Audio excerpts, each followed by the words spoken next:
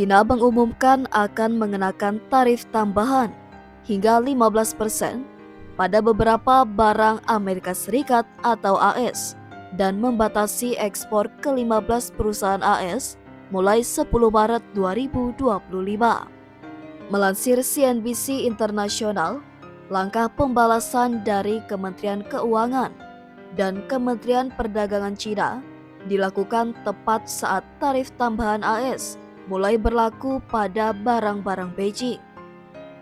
Tarif tambahan China sebagian besar mencakup barang-barang pertanian AS, termasuk jagung dan kedelai yang akan dikenakan bea baru masing-masing sebesar 15% dan 10%.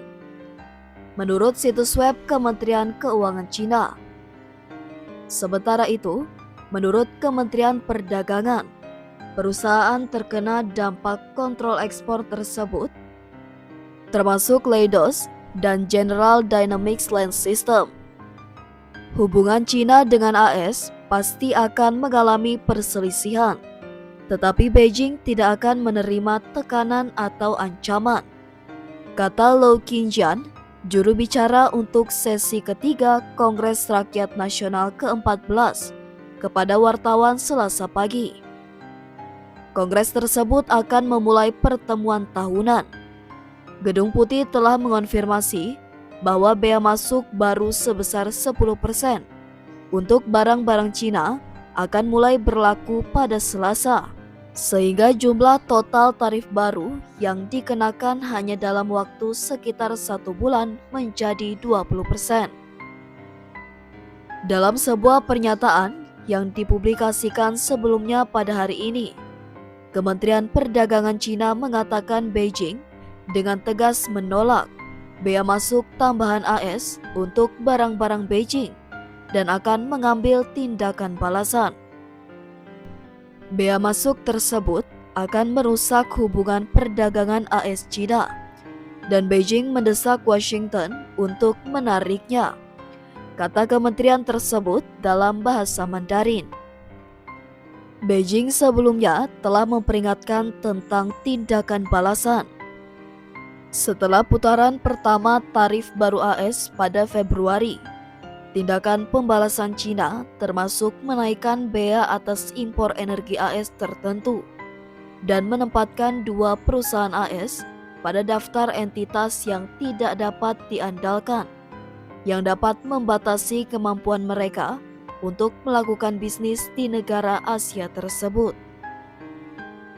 Dengan demikian, tarif efektif rata-rata AS atas barang-barang Tiongkok ditetapkan mencapai 33%, naik dari sekitar 13% sebelum Presiden AS Donald Trump memulai masa jabatan terakhirnya pada bulan Januari, menurut perkiraan dari Kepala Ekonom Tiongkok Nomura, Ting Lu.